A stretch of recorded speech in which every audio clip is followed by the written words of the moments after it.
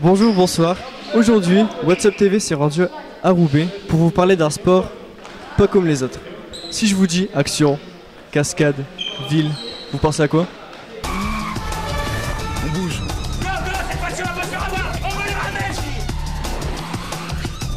C'est la classe. Oh, franchement, c'est mortel.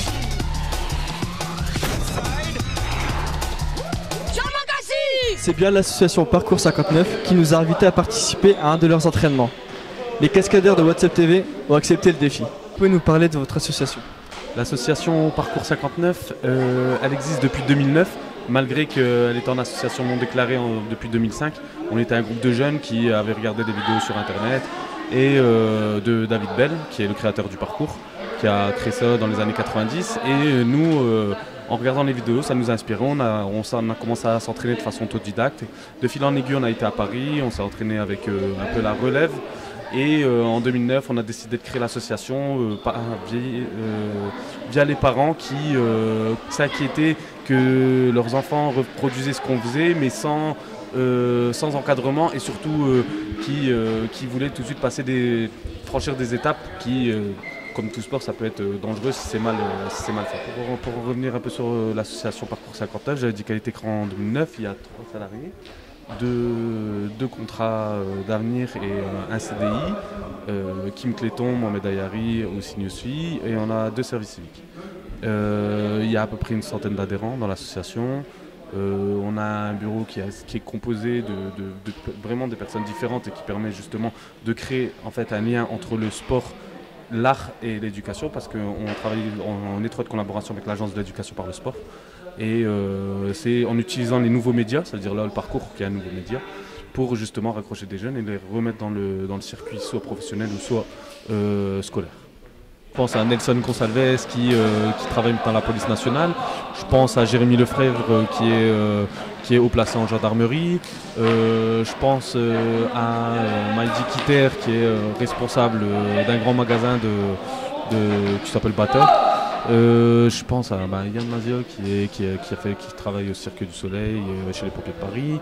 Je pense à Mohamed Ayari qui lui maintenant il est éducateur sportif. Voilà des exemples comme ça, je peux en avoir plein. Parce qu'en fait j'ai un ami qui est intéressé par ce sport mais il est un petit peu timide et il n'ose pas vraiment y aller. Est-ce que c'est accessible pour tout le monde? Ouais, bien sûr, on va le prendre en main d'ici quelques minutes je pense. This is a DJ Underground exclusive.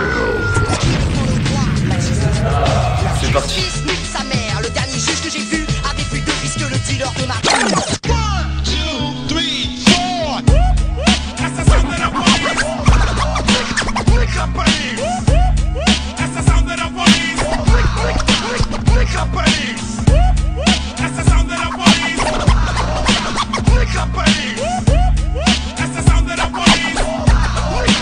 Lick up police. Qu'est-ce que ça t'a apporté dans ta vie et parcours? Beaucoup de bien-être, la liberté et détermination, savoir ce qu'on veut. Maintenant à travers ce sport, quelles valeurs vous voulez transmettre? Le goût de la liberté, du mouvement, la solidarité, l'entraide, parce qu'en parcours on a vraiment besoin d'être plusieurs pour s'entraîner, surtout en extérieur où est-ce qu'il y a une personne qui est là pour parer. La joie dans l'effort, le courage bien sûr, mais une grosse partie c'est la confiance en soi et surtout l'estime de soi. Je veux dire par là que ça ne s'arrête pas juste à franchir un obstacle physique, c'est aussi franchir un obstacle mental. Ça peut être un concours, un problème qu'on rencontre dans la vie de tous les jours. Et le parcours, c'est vraiment de se dire que voilà, même si on n'est jamais au pied du mur, il y a toujours une solution, il y a toujours une voie à trouver pour pouvoir se passer cet obstacle en question. Et le parcours justement, il permet d'avoir cette capacité d'analyse, de concentration qui amène à justement à franchir ses peurs.